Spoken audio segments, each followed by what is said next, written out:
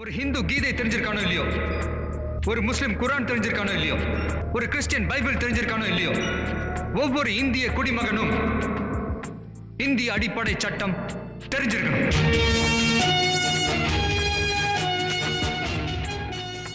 வணக்கம், சென்னை ஒன்றிய வழக்கர் ரமேஷ் பேசுகிறேன். நீங்கள் இதுக்கு முன்னாடி இந்த செய்தி இது முக்கியமான தலைப்பை ஸ்கிப் பண்ணாமல் பாருங்கள். என்ன விஷயம்னு பார்த்தீங்கன்னா,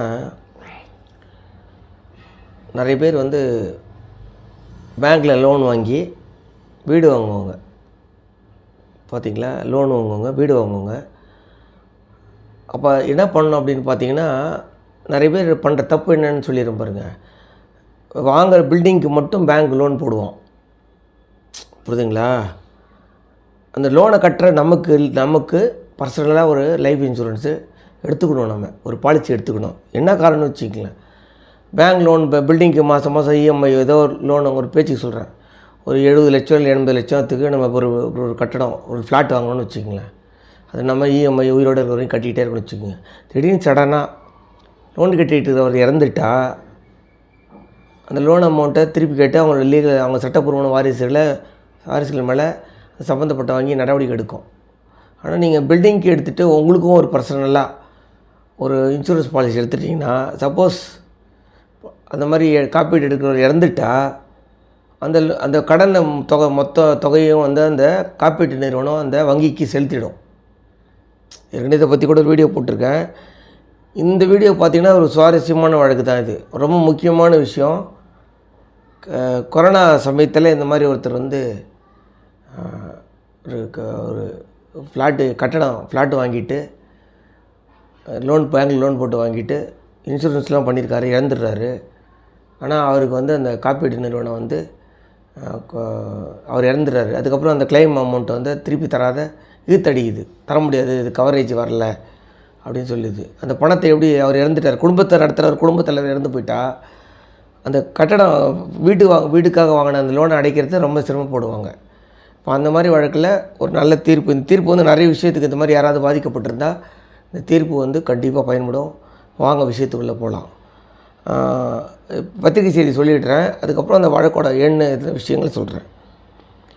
இது எல்லா பேப்பர்லேயும் வந்திருக்கு. ரீசெண்டாக 26 மே அன்றைக்கி எல்லா பேப்பர்லேயும் வந்திருக்கு. மாரடைப்பால் இறந்தவர் மனைவிக்கு 71 லட்சம் காப்பீடு வழங்க உத்தரவு. மாரடைப்பால் மரணமடைந்தவன் மனைவிக்கு 71 லட்சம் ரூபாய் காப்பீட்டு தொகை வழங்க தனியார் நிறுவனத்துக்கு சென்னை உயர்நீதிமன்றம் உத்தரவிட்டுள்ளது. சென்னை திருவேற்காடு பகுதியை சேர்ந்தவர் லட்சுமி. இவரது கணவர் நுங்கம்பாக்கத்தில் உள்ள டிசிபி வங்கிகளில் 71 லட்சம் ரூபாய் கடன் பெற்றார். அதே தொகைக்கு ஐசிஐசிஐ லம்பார்டு காப்பீடு நிறுவனத்தில் பாலிசி எடுத்து பிரீமியம் செலுத்தி வந்தார். இந்நிலையில் கொரோனா 2வது அலையின் போது திடீரென மாரடைப்பு ஏற்பட்டு இறந்தார். அதனால் பிரேத பரிசோதனை மேற்கொள்ளப்படவில்லை. திருவேற்காடு நகராட்சி அலுவலகத்தில் மாரடைப்பால் மரணமடைந்ததாக பதிவு செய்யப்பட்டுள்ளது. காப்பீட்டு தொகை ரூபாய் 71 லட்சம் ரூபாய் கேட்டு அவர் மனைவி லட்சுமி விண்ணப்பித்தார். ஒரு லட்சுமின்றவரோட கணவர் என்ன பண்ணுறார், திருவேற்காடு பகுதியை சேர்ந்தவங்க. அவங்க டிசிபி பேங்கில் ஒரு லோன் வாங்குகிறாங்க வீட்டுக்காக தான். 71 லட்ச ரூபா வாங்குறாரு. அவர் ஐசிஐசிஐ லம்பார்டு இதில் ஒரு இன்சூரன்ஸ் கம்பெனியில் ஒரு ப்ரீமியம் எடுத்து ப்ரீமியம் கட்டிகிட்டு இருக்காரு. அந்த 71 லட்ச ரூபா பேங்க் லோனுக்கு, வீடு வாங்கினதுக்கான லோனுக்கு. அதே சமயம் அவருக்கு பர்சனல் இன்சூரன்ஸும் எடுத்திருக்காரு.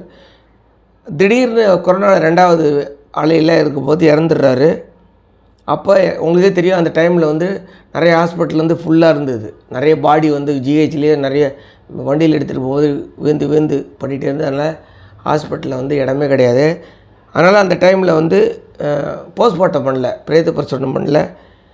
எப்பயுமே ஒருத்தர் இறந்துட்டாருன்னா இன்சூரன்ஸ் கம்பெனி கொடுத்துட்டு இன்வெஸ்டிகேஷன் ரிப்போர்ட் ஒன்று எடுப்பாங்க. அது மாதிரி இன்வெஸ்டிகேஷன் எதுவும் எடுக்கலை. அதனால் இந்த காப்பீட்டை நான் தரமாட்டேன்னு ஐசிஐசிஐ லம்பார்டு வங்கி நிறுவனத்தில் புலன் விசாரணை நடத்தப்படலை. பிரேத பரிசோதனை நடக்கவில்லை. இறப்புக்கான காரணம் தெரியவில்லைன்னு காப்பீட்டு நிறுவனம் காப்பீட்டு தொகை தர மறுத்தது. காப்பீட்டு நிறுவனத்தின் உத்தரவை ரத்து செய்து காப்பீட்டு தொகை 71 லட்சம் ரூபாய் வழங்க கோரி உயர்நீதிமன்றத்தில் லட்சுமி மனு தாக்கல் செய்தார்.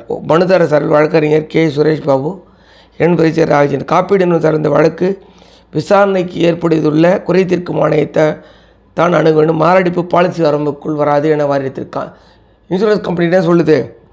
பாலிசிக்குள்ளே ஹார்ட் அட்டாக் வரல, இவங்க ஹைகோர்ட்டுக்கு வந்துடக்கூடாது, குறைதீர்க்கும் ஆணையம் என்ன சொல்கிறாங்க, இன்சூரன்ஸுக்கு ஒரு குறைதீர்க்கும் இன்சூரன்ஸ் ஆம்பட்ஸ்மேன் ஒருத்தர் இருக்கார். அது எங்கே இருக்குன்னு பார்த்தீங்கன்னா தமிழ்நாட்டுக்கு சென்னையில் தேனாம்பேட்டையில் இருக்குது அந்த இன்சூரன்ஸ் ஆம்பட்ஸ்மேன். மனு விசாரித்த நீதிபதி இளந்திரன், சென்னை உயர்நீதிமன்ற நீதிபதி இளந்திரன் பிறப்பித்த உத்தரவு, பாலிசி நிபந்தனைகளை பார்க்கும்போது பாலிசி வரம்புக்குள் மாரடைப்பு வருகிறது. மனுதாரனின் கணவர் மரணம் பாலிசி வரம்புக்குள் வருகிறது. உச்சநீதிமன்ற உத்தரவின்படி காப்பீட்டு நிறுவனங்கள் அதிகப்படியாக டெக்னிக்கல் காரணங்களை பார்க்கக்கூடாது. காப்பீட்டு பாலிசி எடுத்து பிரீமியம் தொகை மனுதாரன் கணவர் செலுத்தியுள்ளார், அதனால் டெக்னிக்கல் காரணங்களுக்கு நிராகரிக்கக்கூடாது. காப்பீட்டு நிறுவனத்தில் பாலிசியில் பயன்படுத்தும் மொழி தெளிவற்றதாக இருப்பதால் அது புரிந்து கொள்ளும் அறிவில் தனிநபர்களுக்கு சட்ட அறிவு இல்லை. இப்போ நீங்கள் இன்சூரன்ஸ் கம்பெனி பாலிசி எடுக்கும்போது பார்த்தீங்கன்னா அவனுடைய நிபந்தனைகள் பார்த்தீங்கன்னா ரொம்ப பொடி எழுத்தில் போட்டிருப்பாங்க கீழே, அதை யாருமே படிக்கிறது கிடையாது. அதாவது ஹைகோர்ட் ஜட்ஜி சொல்கிறாரு, காப்பீட்டு நிறுவனம் கொடுத்துருக்க நிபந்தனை வந்து தெளிவில்லாமல் இருக்குது, அதை புரிந்து கொள்ளும் வகையில் தனிநபர்களுக்கு சட்ட அறிவு இல்லை, காப்பீட்டு தொகை அளிக்க வேண்டும் என்ற பொறுப்பை தட்டி கழிக்கும் நோக்கில் பாலிசி தெளிவற்ற மொழி பயன்படுத்தப்பட்டுள்ளது. காப்பீட்டு நிறுவனத்தின் உத்தரவு ரத்து செய்யப்படுகிறது. 4 வாரங்களுக்குள் காப்பீட்டு தொகை வழங்க வேண்டும் அப்படின்னு உத்தரவிட்டிருக்காரு இந்த இன்சூரன்ஸ் கம்பெனி. இதோட கேஸ் நம்பர் என்னன்னு பார்த்தீங்கன்னா சொல்கிறேன், ஒரு நிமிஷம் இருங்க சொல்லிட்டேன். இதோட கேஸ் நம்பர், இந்த விவரங்களெல்லாம் நாங்கள் வந்து உங்களுக்கு என்னென்னு பார்த்தீங்கன்னா இந்த தீர்ப்பு விவரத்தை, சென்னை உயர்நீதிமன்ற தீர்ப்பு விவரத்தை டிஸ்கிரிப்ஷன் பாக்ஸில் கொடுக்குறோம், எடுத்து பயன்படுத்திங்க. வழக்கு எண் என்னென்னு பார்த்தீங்கன்னா WP நம்பர் 26-233/2022. தீர்ப்பு நாள் வந்து 29/4/2024. சென்னை உயர்நீதிமன்ற நீதியரசர் GK இளந்திரன் அவர்கள் இந்த தீர்ப்பு வழங்கியிருக்கார். மனுதாரர் யாருன்னு பார்த்தீங்கன்னா லட்சுமி. ஒன்றாவது பார்த்தீங்கன்னா இந்திய காப்பீட்டு ஆணையம், அதாவது IRDAIன்னு சொல்லுவாங்க, இந்த insurance regulatory and development authority of India. இது எங்கே இருக்குதுன்னு பார்த்தீங்கன்னா ஹைதராபாத்தில் இருக்குது, ஆந்திராவோட. 2வது மனுதாரர் யாருன்னு பார்த்தா ICICI Lambadi general insurance company போட்டிருக்காங்க. 3வது ரிசர்வ் பேங்க்கோட ஜெனரல் மேனேஜர் போட்டிருக்காங்க. 4வது DCP பேங்க்கை போட்டிருக்காங்க. இவங்களெல்லாம் போட்டு இந்த உத்தரவை நீதியரசர் GK இளந்திரன் கொடுத்துருக்காரு. இந்த தீர்ப்பு பார்த்திங்கன்னா ஏறக்குறைய 10 பக்கம் வருது, டிஸ்கிரிப்ஷன் பாக்ஸில் கொடுக்குறப்போ. அதாவது இதில் இந்த தீர்ப்பில் பேப்பரில் சொல்லாத செய்திகள் பார்த்திங்கன்னா, இந்த தீர்ப்பில் உச்சநீதிமன்ற தீர்ப்பை 2-3 தீர்ப்பை வந்து நீதியரசர் GK இளந்திரன் அவர்கள் வந்து குறிப்பிட்டிருக்கார். கண்டிப்பாக நிறைய விஷயங்கள் வந்து நிறைய பேருக்கு இந்த தீர்ப்பு கண்டிப்பாக பயன்படும். ஏன்னா நிறைய காப்பீட்டு நிறுவனம் என்ன பண்ணுறாங்க அப்படின்னு பார்த்திங்கன்னா, இன்சூரன்ஸ் கம்பெனி டெக்னிக்கல் காரணம் சொல்லி அந்த காப்பீடு பாலிசி நிபந்தனைக்குள்ளே இந்த பாலிசி வரல, அதனால் தர முடியாது அப்படின்னு. அப்போ உச்சநீதிமன்றம் அந்த கொரோனா பீரியடில் ஒரு உத்தரவு போட்டிருக்காங்க, டெக்னிக்கல் காரணத்தை சொல்லி கிளைமை வந்து காப்பீட்டு கொடுக்க மறுக்கக்கூடாதுன்னு ஒரு உத்தரவு போட்டிருக்காங்க. அருமையான உத்தரவு. அந்த உச்சநீதிமன்ற தீர்ப்பை இந்த தீர்ப்பில் உயர்நீதிமன்ற நீதிபதி மேற்கோள் காட்டியிருக்காரு, வாங்கி படித்து பாருங்கள். நிறைய பேருக்கும் இந்த மாதிரி பாதிக்கப்பட்டவங்களுக்கு இந்த தீர்ப்பு பயனுள்ளதாக இருக்கும். இதை பயன்படுத்தி நீங்கள் கன்சியூமர் கோர்ட்லேயும் கேஸ் போடலாம், பாதிக்கப்பட்டிருந்தால் ஹைகோர்ட்லேயும் கேஸ் போடலாம். டிஸ்கிரிப்ஷன் பாக்ஸில் கொடுக்குறேன், பார்த்துட்டு இந்த விஷயம் உங்களுக்கு பிடிச்சிருந்தா லைக் பண்ணுங்கள், கமெண்ட் பண்ணி, ஷேர் பண்ணி, சப்ஸ்கிரைப் பண்ணுங்கள். நன்றி, வணக்கம்.